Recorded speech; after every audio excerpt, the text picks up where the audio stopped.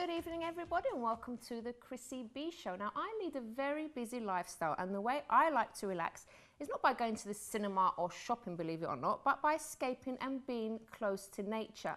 Now, sitting in a park and just watching the animals and listening to the birds singing is one of my favourite things to do, and it really, really relaxes me. So on tonight's show, we're going to be speaking about the amazing benefits of nature.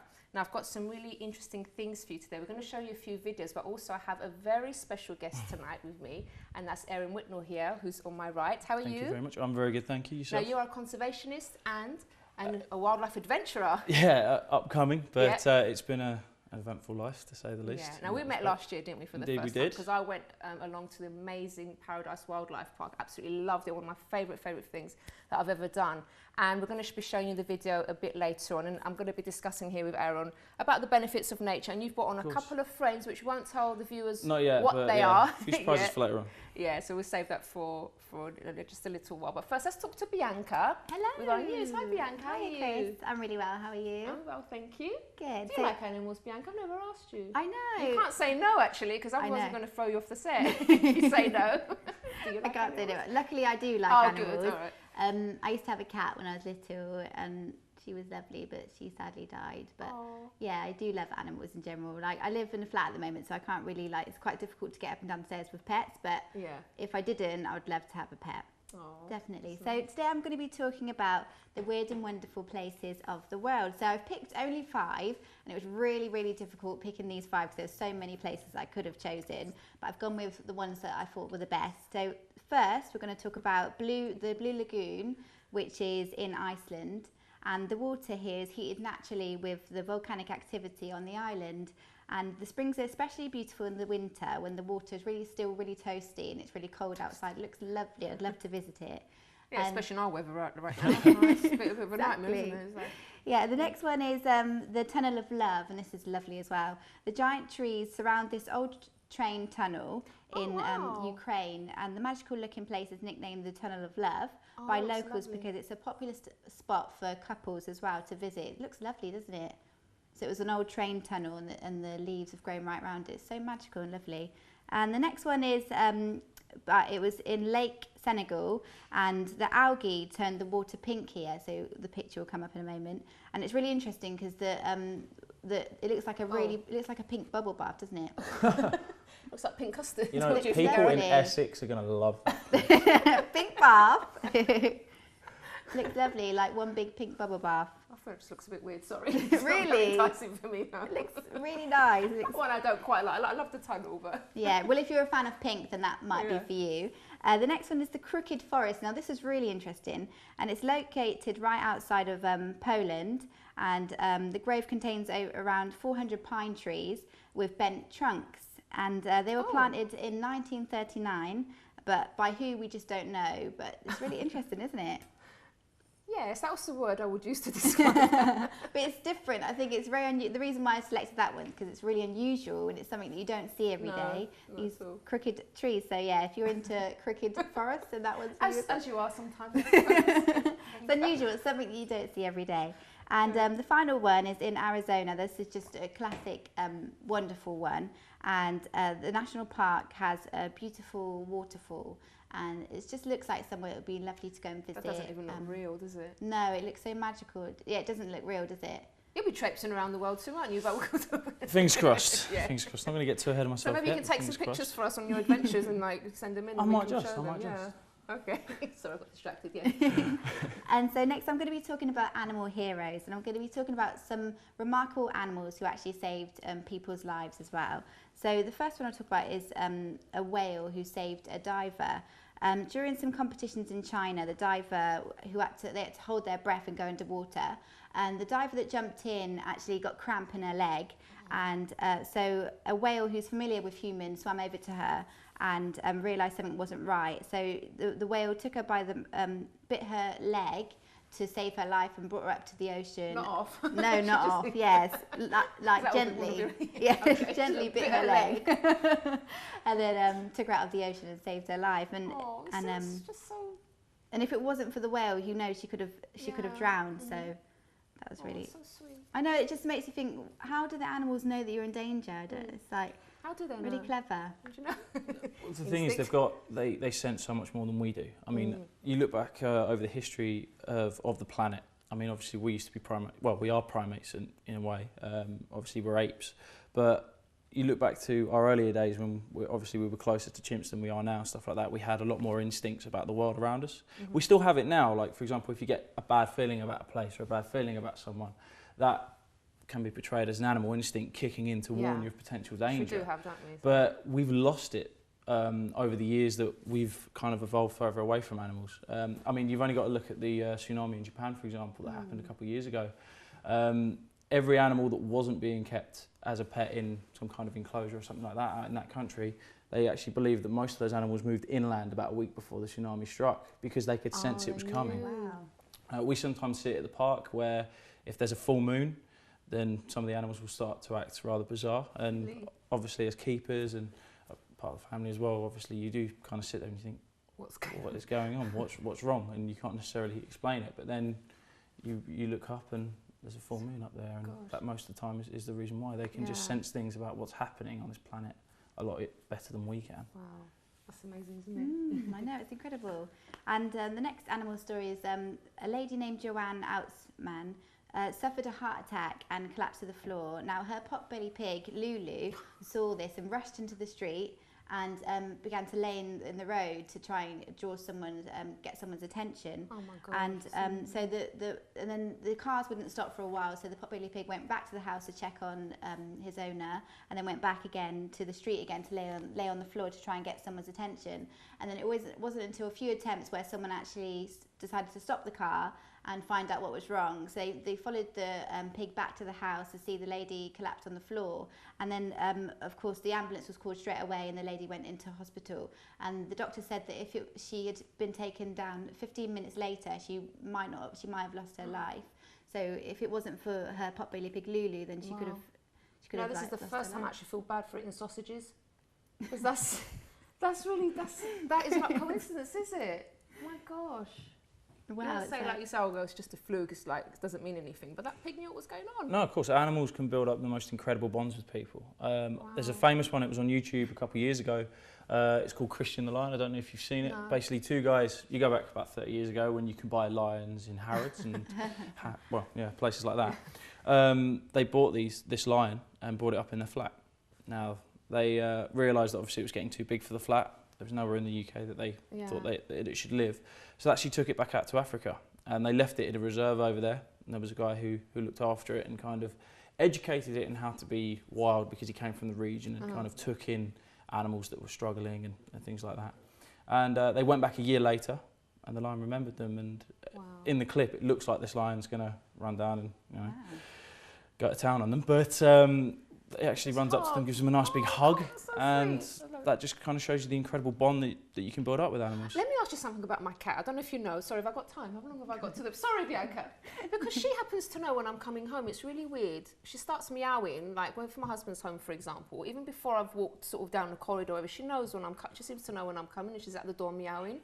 Is that like, that is what animals? That's what animals are like. The most incredible kind of person that I've met with a bond with an animal is a guy who actually volunteers at our park at Paradise. His name's Nick Loudon. He's the most incredible man you could ever meet. Hi, Nick. He's an older fellow now, but he started volunteering for us 16 years ago, and his first job was to hand-rear a lion called Takana, who unfortunately wasn't in a very good way. He went through several hernia operations, so we had to take him away from his parents in order to actually give him the opportunity of surviving.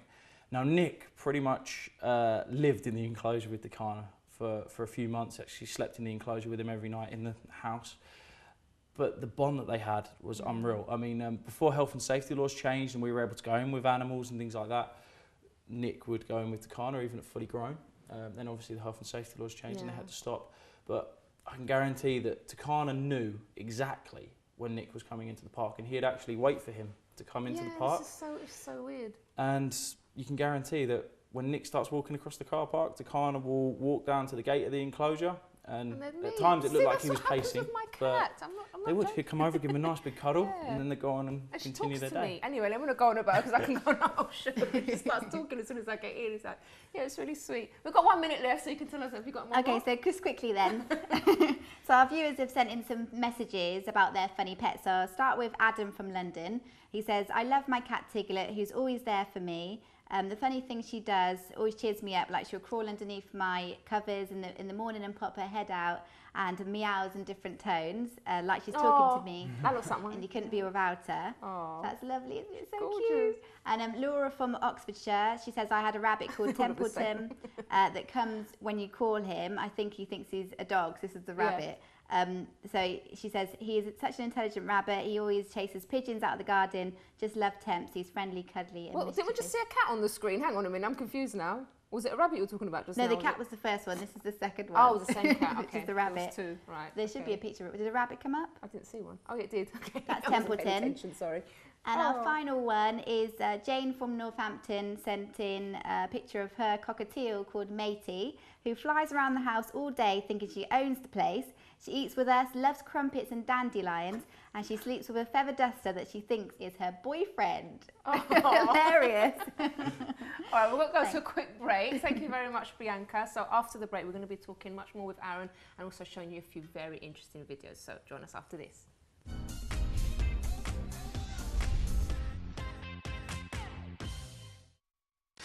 Don't forget to subscribe to the Chrissy B Show, always aiming to show you the happier side of life. You can find us on YouTube, Facebook and Twitter.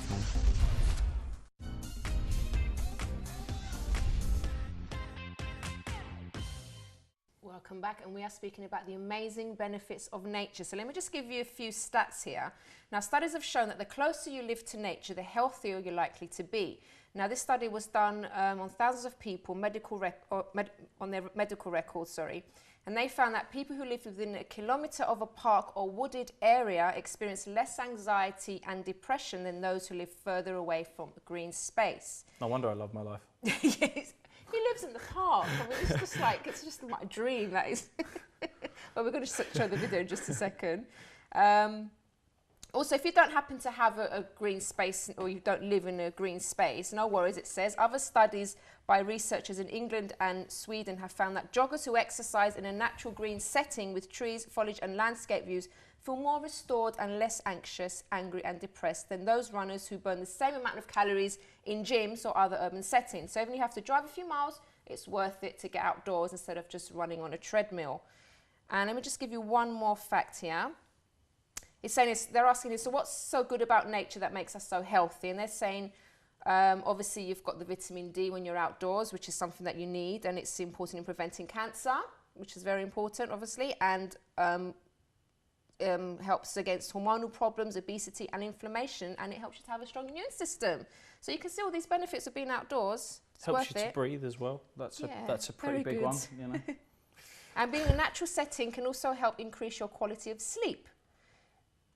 Do you sleep really well? You must have. I get used to it. Apart from all the animal noises in the background. Yeah, you know, if it's not the lions, it's the gibbons or the wolves. But for me, I think just being away from things, just being away from the office and away from just the busyness of life, I just love to relax and just be somewhere else sometimes, just in a park. I can understand that. Yeah. But let's show the video of the Paradise Wildlife Park, because that was an amazing experience that I had last year. Yeah, this is and a flashback, isn't it? Yeah, Aaron showed me around. So let's take a look at this one first.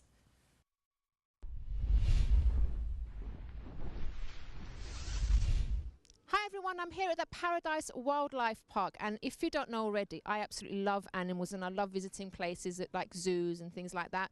I've been told about this place, and apparently you can get quite close and up personal with the animals, so I'm really looking forward to that. I'm looking forward to a relaxing afternoon, walking around, looking at the different animals that they have here, and yeah, basically a great time. Hi. Hi, did you just say relaxing? Yeah. That's the last thing this is going to be. I'm Aaron. Hi Aaron, I'm Chrissy. Nice to meet you. Well, what you're actually going to be doing, instead of relaxing and having a nice little wander around, is indeed getting very, very close. Oh, that's good. These are for you. We've got some overalls, we've got a broom, and we've got a shovel. Thank you. So Christmas come early, and what you're going to be doing is shadowing me, a keeper. Oh, lovely. For the you afternoon. Make me work hard then? to start off with, but I promise you there will be some fun involved. Okay. But as you can imagine, first things first, we're going to do some cleaning. And I've picked out the perfect enclosure for you to clean. Where's that then? The camels. Oh, stinky. Nah, it's going to be fun. Okay, let's go. Follow me.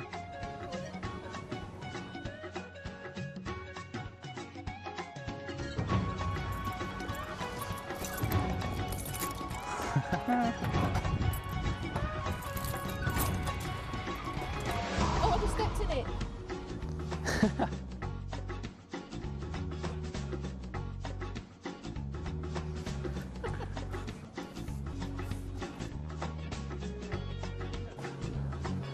This is weird. Thus far, rather an inspiring theme. This is where we prepare all the fruit and veg. So for things like the primates, the small mammals, the paddock animals, etc., etc. Here's a chopping board.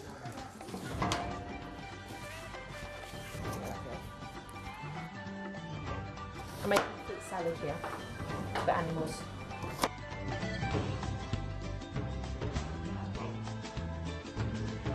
So, right, if you could just pop that back in the fridge for me. Thank you very much. After you. Oh. They're eating, as you can see, they put the heads right back. Yeah. There you go. So yeah, there's close to 70 different species of these guys all over Madagascar. It's the only place they come from. Really? But they're not a monkey and they're not an ape. They're what's known as a prosimian.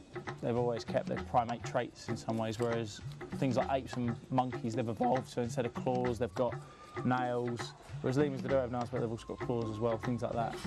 He's all right, he's just a big Italian fluff ball. This is amazing because you actually get to touch the animals and they're so close. It's an amazing experience. Trying to eat my hand.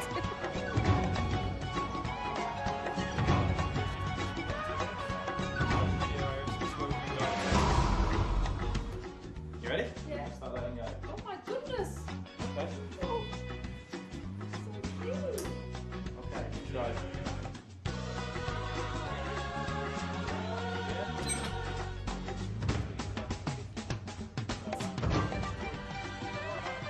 My greatest passion's always been big cats, so this is what it was like years ago before the health and safety laws changed Wow. with all the cats.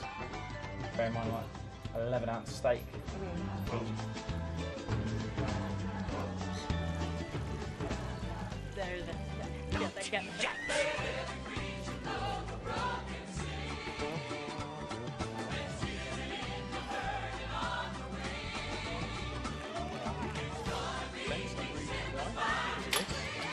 See his claws coming out of his fist? See his tongue? Yeah. Yeah.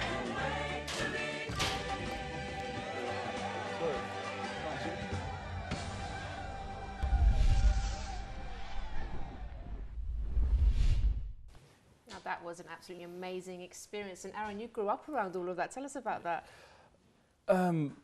It was just simply life for me. The thing is that I've had the privilege of having an amazing life overall, not just with animals, but away from it as well. I've had some fantastic experiences. So it's always been easier for me to be amazed by those as opposed to what you see in the video and my day-to-day life.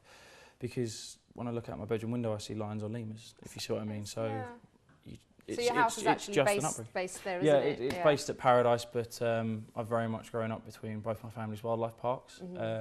But we've also had, like I said, some fantastic experiences going around the world, learning about the entire profession, not just from a captivity point of view, but also from a conservation point of view.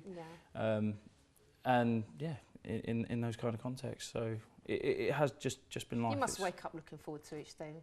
Yeah, every really single day is different, and I exciting, think that's the fantastic thing about the profession as a whole, as well as just living it is the way that I do. But I mean, for example, one day I'm very lucky when I'm actually working at both the parks. I can be one day on cats, the next day working on the paddock section with the likes of the camels and the zebras, as you saw. The next day on the primates, and that's the same for a lot of our keepers. We've got a very unique ethos for a wildlife park in the United Kingdom. But then you look at the other jobs that you can get in the profession. You look at the things you can do in Africa now, Southeast Asia, South America as conservationists or scientists, things like that. There's so many different kinds of roles that come into the profession that I believe make it so unique. Yeah. So. And why are you so passionate about animals and wildlife and stuff? Is it just because of the upbringing, or is there more to it? I don't know. It's hard for me to say it's not the upbringing, because if I was brought up in the middle of a city, for all I know, I wouldn't be interested in animals. So I think obviously the lifestyle has obviously had a big part to play, but my granddad always liked animals. My family's always liked animals in that respect, even before they started off with the wildlife parks. But it is, very much, I think, because of the life and the fact that I've had the benefit of seeing both the captive side of things, the conservation side of things, stuff just generally out in the wild, but also from a public point of view as well. You know, we've been to a number of zoos around the world, a number of wild places, so it's been great to get not just an owner's side of things from the profession, but also a keeper's side of things and also a public side of things. Now you've brought on a couple of guests, haven't you? Shall we meet one of them? Yeah, of course. Now? Of course. Okay. Okay. Are we ready at home? Okay. So this is the first guy. This? Now this is Legolas, because he's legless, as you get it. But He doesn't get nervous. No, he doesn't. He's fine. So this is a raw python. Oh, it's now quite these, soft. yeah, they are. Yeah. I think with snakes, the main reason so many people are generally afraid of them are because they assume that their skin is slimy, but it's not. Their skin is actually made from the same material as our hair and fingernails, which is a substance called keratin. So for anyone at home who's afraid of snakes or anything like that, just rub your fingernail. It's pretty much exactly the same. Yeah, pretty much. But this is about as big as Legolas is going to get. As I said, he's a raw python or ball python. And the reason they're called raw pythons are because you look back throughout the history of Africa, where these guys are from, people who came from wealthy backgrounds or royal backgrounds actually used to wear these alive as jewellery, as bracelets and necklaces. Alive? Alive, okay. yeah, not the other way. Because they're so relaxed. Yeah, you can see. It's, they're generally believed to be the most reluctant biters in the snake world. You watch, you'll probably bite me now. But that's the reason why, for a start, so many people keep these guys as pets here in captivity, away from your typical kind of cats and dogs kind of thing. And a great pet, of course, and a great animal in terms of being able to get people over. Because you look at the snake and you think that's not very sort of cuddly, for example. Why did they No, make of course. such good pets? And why are they a bit therapeutic, would you say? I think the amazing thing, or the reason why people are so drawn to the likes of snakes and reptiles, are because around the world they've almost got this symbolistic stature in society. So you go to a lot of places. You go out to South America, for example, the big snakes like anacondas, they're worshipped almost godlike. In Africa it can be the same, and even in Asia, where the biggest species of python, reticulated pythons, they come from. You look at a lot of horror movies or books, a lot of them will be based on reptiles and things like that, and I think it's that danger side that draw people to them. But when it comes to pets, you will generally tend to find that there are a lot of people in today's world that would rather have things like snakes over a cat or a dog, because for a start, with things like snakes, they don't necessarily do an awful lot. You can keep them in a viv, a fairly decent sized viv. And the thing is, even though you can't necessarily build up a bond with them like you can a cat or a dog, at the same time you can get very hands-on with them. And I think that's something that really draws people to animals. The more hands-on you can get with them, the more interested you generally tend to be in them. But even this guy, even though he's fairly small, they're still remarkable predators. He's a bit shy, he keeps going to put his head away from the camera. There we go. Can you see him there? Say hello to everyone. What's his name? Legolas. Oh, you said, sorry. I was listening. But, I mean, even this guy, even though he's fairly small, they're still remarkable predators in their own right. Believe it or not, in his head, he's actually got about 120 teeth. Oh, gosh. All of which point backwards. So, word of advice, if you ever get bitten by a snake, don't just try and pull away. It's the worst idea. Okay. And all of those teeth point backwards. And the remarkable thing, and the reason that I think so many people are particularly fascinated by constrictor snakes, is that they're able to swallow their prey whole. Well, let's hope they're not going to swallow anyone today, because we've got to go to a quick break. But you've also got another guest for us, haven't you? We have indeed. But we'll just show this guest after this break, so do join us then.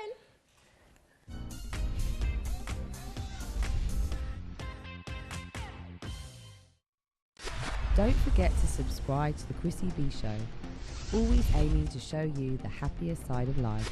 You can find us on YouTube, Facebook and Twitter.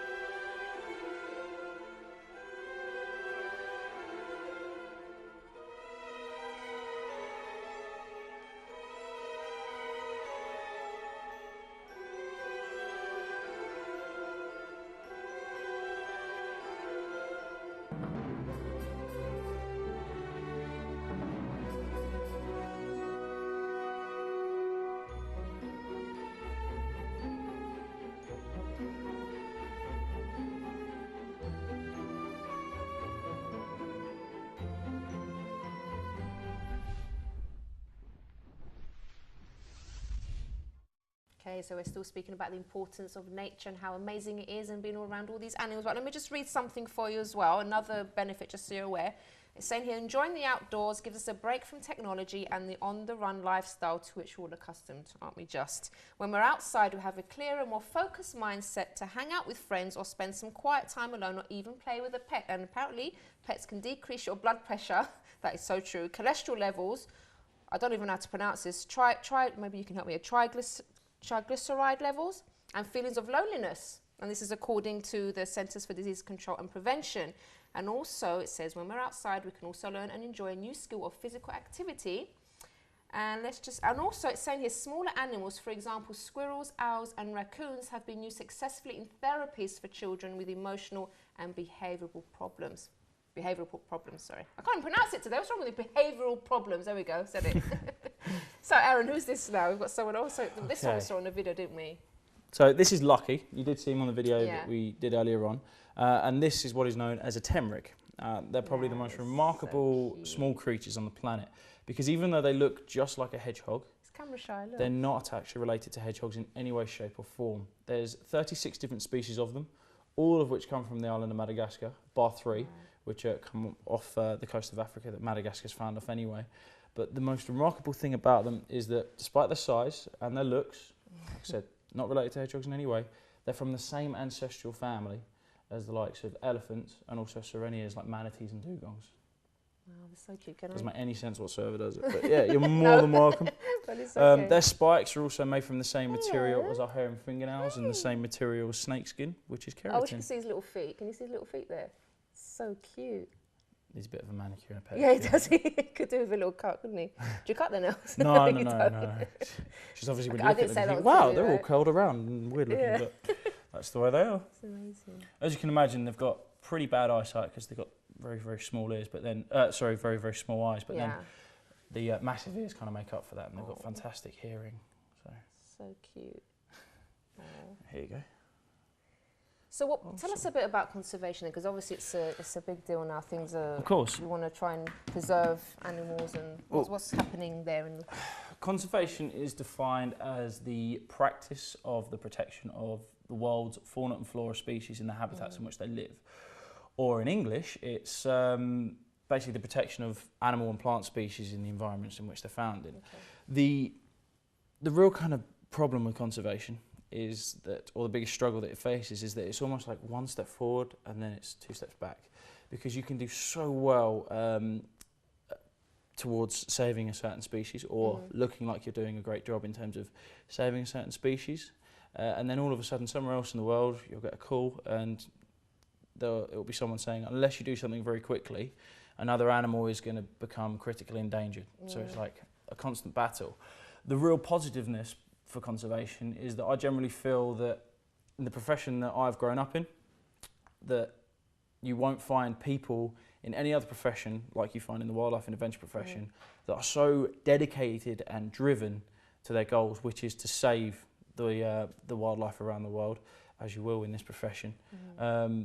Because basically, even though it's very hard for people to accept, we're the main cause for a lot of the problems that are going on in the world. I mean, you only have to look at the history of the planet. You think dinosaurs are on this planet for millions of years, and then naturally they died off. We've been on this planet for 200,000 years, and we're killing ourselves off. Now, it is hard for people to expect. What can an average person do, though, to help their environment? This is the big thing, because I generally believe there are a lot of people out there that are trying to make a difference. But the thing is, I wouldn't necessarily say that England or the UK are one of the main problems towards it. Yes, of course, you are going to get people that do wrong by animals in this country. But to be honest, it's places like America and especially in Asia that probably cause the most problems. In America, they've got massive problems with exotic pet trades. I mean, we're talking about animals that you can keep as pets today. Of course, in this country, you wouldn't consider something like a tiger as a pet, whereas in America, they reckon that there's anywhere up to 10,000 tigers currently being kept as pets in America. Wow. That's not including tigers that are in zoos or sanctuaries or breeding centres. That's crazy. No, of course. And when you think that the wild population is just over 3,000, that really puts it into context for you. There's also things like chimpanzees and apes that are being kept as pets in America. they're not pets, they're wild animals. You can't domesticate an animal overnight. It took us thousands of years to domesticate dogs, horses, cows, things like that. So I think it's also the perception of animals as well. People just assume animals will behave in a certain way if they see them on TV or they see them in shows and things like that. I think they're the kind of big problems. So I generally believe that here in the UK we really are pushing the boundaries of conservation and really leading the way. Yeah. But unfortunately there are bigger problems in other countries, especially in Asia, where unfortunately so I suppose donating to charity then is something that we could donating do to charity, because our people are animal lovers over here. They don't obviously get those crazy people that do horrible things. Yeah, of course. You're going to get that in all walks of life, unfortunately. Nobody's perfect, no society is perfect. But I generally believe that visiting zoos and getting that education of the natural world around you is a step forward in its own, because a lot of the money that you pay to get into zoos nowadays actually gets projected back out into the wild for conservation work. Oh, that's nice, yeah. Obviously, some of it has to go to the upkeep of the animals. You can't just send it all out to conservation. But then at the same time, also, your massive wildlife charities like WWF, they're currently doing a fantastic project with Sky at the moment, the Save the Rainforest campaign. I'm sure you've seen the adverts if you're watching Sky. That's a fantastic campaign, and that's got nothing to do with zoos. Even animal rights to some degree, even though there is that clash between obviously zoos and animal rights at times, and even wildlife charities. That's probably the other tricky part, the fact that everything within the profession is never just a simple solution. It's always a split point of view, if you know what I mean. Someone will argue against it, someone will argue for it. It can never just be sorted out. But in the grand scheme of things, in the big picture, we're all working for the same thing, which is to save the wild world. So I think just simple steps like that, obviously you can do your recycling and stuff like that. But I think just simply enjoying nature a bit more and taking a bit more awareness and care about the world around you and the natural world around you. Because at the end of the day, it's only going to save us as a species on this planet. Yeah. If we get rid of animals and plants, we're not going to be around for much longer. And I know that's crazy to think, but unfortunately it's the truth. Just people don't think about it enough, do they? Of course. It's like everyone gets so busy with their own life, and some people don't even care about other people, never mind animals. No, of course. That's the sad reality. I mean, nowadays. I've experienced it throughout my life, where you get people that don't even realise that oxygen is supplied through trees, for example. And you think to yourself, how can you not know that? But then at the same time, if you're living in a big city, sometimes you may not see a tree for years. I mean, the ocean supplies about 70% of our oxygen. Not many people know that. And then it's also the perception of animals in general. Like, for example, you look at big predators like sharks and crocodiles. They've got the worst reputations. Wolves as well, for example. They've got the worst reputations. Believe it or not, sharks kill less than 5 people a year. Now, on a planet that has 8 billion people living on it at the moment, which is predicted to double to 16 billion by 2020, in the grand scheme of things, that's nothing. Now, for some reason, sharks have got this reputation that they like to eat people. They don't. They don't actually like the taste of us. It's just they sense things. It's just they sense things with their mouths. Science. You've had a little chat with a shark. A little bit. I'll leave that side of things to the scientists, Right, but that's what they generally believe. Right. But then on the flip side, you then look at the impact that we have on the sharks world. 5 people a year killed by sharks. 100 million sharks are killed every year. Yeah, most of the time it's for things like shark fin soup, which is where they just cut off the fins. Yeah, and they say it's got this taste and it has no nutritional value, apparently. Of course. Because I remember that because I read somewhere. But what people don't realise is sharks have been around longer than most other animals on this planet for a reason. And I know it sounds really corny, but it is the circle of life. Aaron, we've got to go to a quick break. I'm so sorry. The time's flying so quickly today. We're going to go to a quick break and then we're back after this.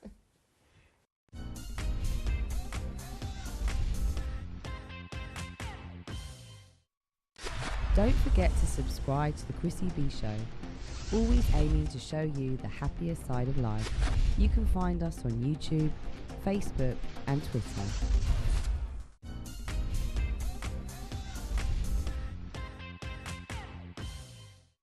Well, since it's Wednesday, we're going to go straight to our challenge Chrissy video, and I have to say I messed this one up quite badly, so let's have a look.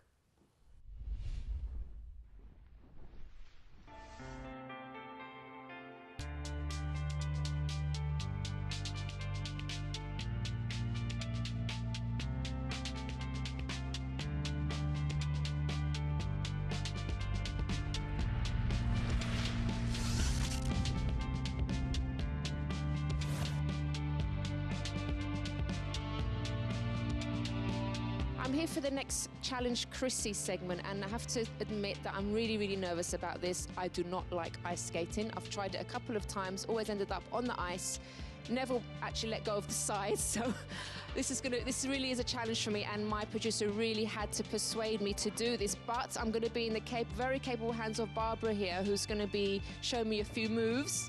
Hopefully, if you can get me up off the floor. So what did you have in mind for us to do today? Well, as you've said that you're quite a beginner skater, we're just going to have to start with a few basic elements. We've got 3 hours and we can get you doing wonderful things in 3 hours.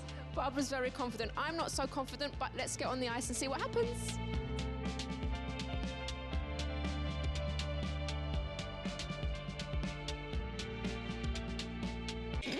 Bum bum bum bum ba-dum bum bum bum bum ba-dum bum bum bum bum ba-dum. How long does it normally take for someone to learn to skate quite well? Actually, it does vary. It took me a very long time, but we've had quite young people in the team, haven't we?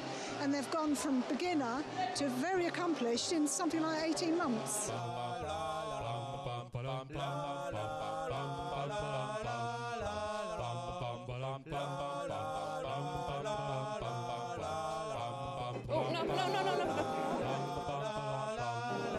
Look at that, lemons. I'm going to try and do one step or a couple of steps on my own now. I'm actually standing on the ice.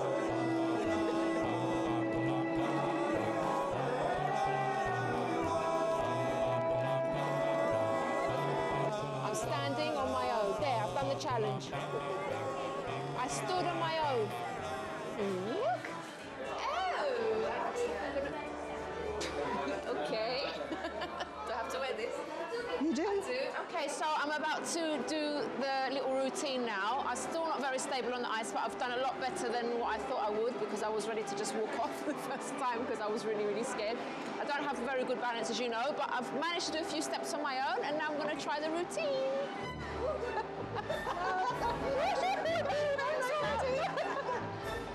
I know it's on the floor because it's so cold.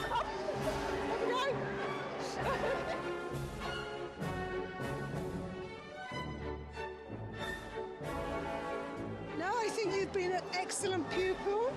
You don't have to say that, it's okay. You. Now, you think how you came on from when you first took your steps on the ice, and you've just completed a routine out there with us.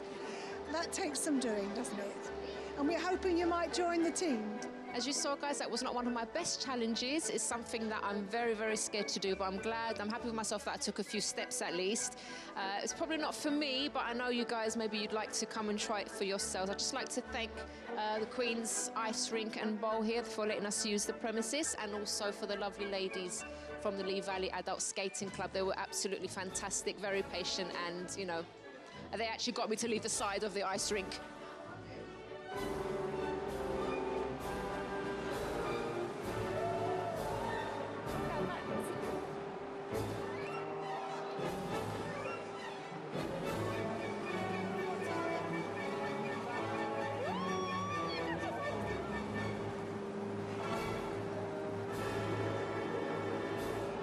They let go of me. Sorry.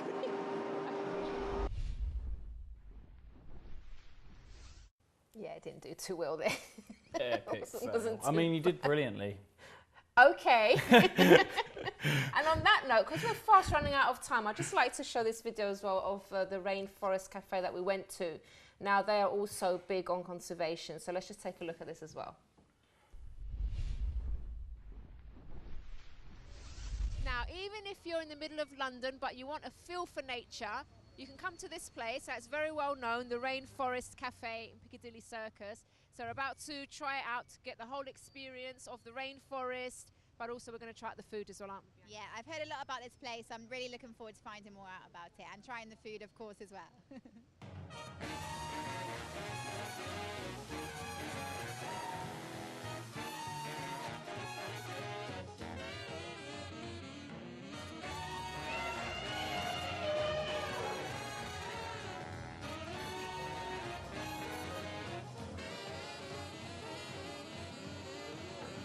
How did this all start and how long has it been here?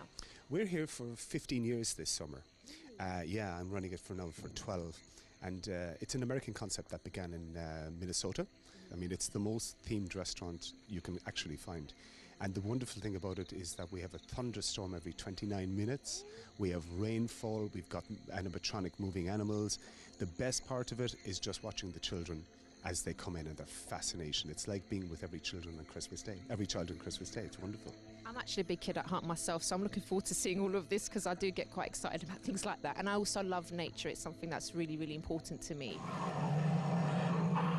And actually the show that we're featuring this on is going to be a nature show, and how important it is for people to, you know, connect with nature. Don't you think that's really important? Well, we do, simply because Rainforest Cafe operates a policy of no tree dies in the making of a Rainforest Cafe. Everything we do here is environmentally conscious.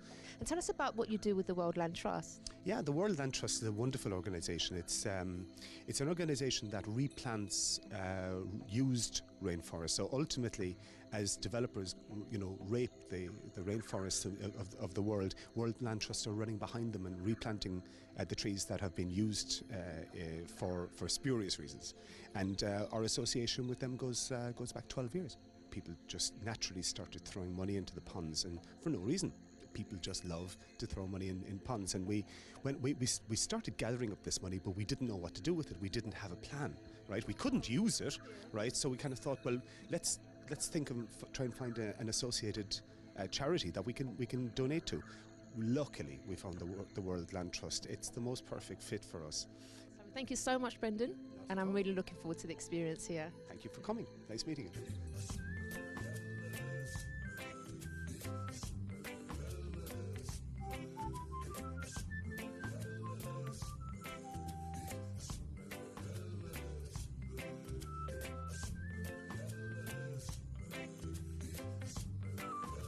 You know what, I'm having such trouble choosing because there's so many yummy things on here. I think I'm going to go for the spicy beef salad. Yeah. Or the steak sandwich.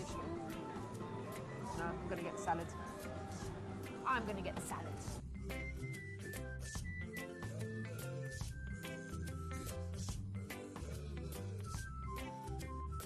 This is finger food. Can't be posh here, can we?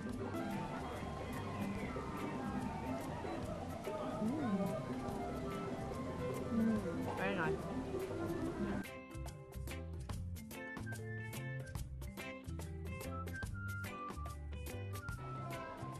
Wow, it's like amazing.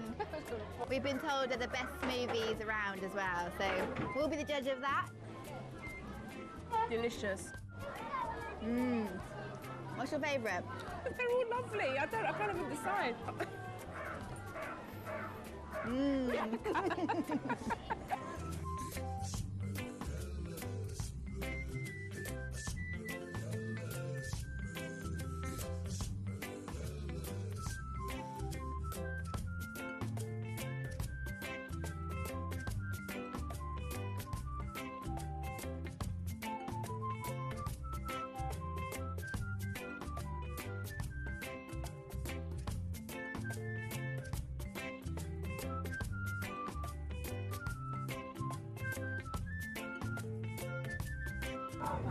So if you want to feel like you're close to nature, where better to come? If it's raining outside, you can come here because you get all the atmosphere, you've got all the animals in the background, all the noises and everything. And it's just really, really great, isn't it? I love it. It is really nice, especially if you're in a busy city like London. It's nice to come somewhere like this because you feel a little bit at one with nature, with all the animals and the atmosphere. It's really fun. And we're just about Piccadilly Circus. Yes, exactly. All right, so check it out. So thanks to everyone at the Rainforest Cafe. Now, Aaron, we've run out of time, unfortunately, but just tell us what you're doing now. I'm currently going into wildlife and adventure presenting. I'm hopefully going to follow in the footsteps of the likes of obviously Sir David Attenborough and Steve Irwin. But at the age of 21, give it a bit of a new, fresh approach. And then off the back of that, I've got a business that I'm setting up / brand called AZA, which is going into a variety of different things. I have been following you, so I'm keeping updated with everything. But yeah, I mean, that's what I'm working on at the moment. But I wouldn't be able to do it without the fantastic support of everyone that I work with, and also my friends and that as well. So thank you very much for everyone if you're watching at home. So thank you very much, Aaron, for thank coming you very on. much And for thanks for having bringing. me. Okay, they're over there. It's all cool. All right, thank you so much. So I hope you guys thank you. enjoyed the show at home. You know, when I look at nature and I see that all the different animals and everything, it makes me wonder, you know, someone created all of that out there, and I feel really safe, and I love what's around me and everything, and it does relax me. And I think it is really important for you guys at home to take some time to be close to nature, just to think, just to switch off, and just look around you and look at all the amazing things and just enjoy. It's all here for our enjoyment. Obviously, there's a boundary. We don't overstep that boundary and start destroying things, but it's there for us to enjoy, so make the most of it. So if you want more information about this show, you can visit this website, chrissybshow.tv, and all the details of our guests tonight and all the videos that you've seen will be there for you to have a look at. So thank you for watching, and we'll see you again on Friday's show. Bye-bye for now.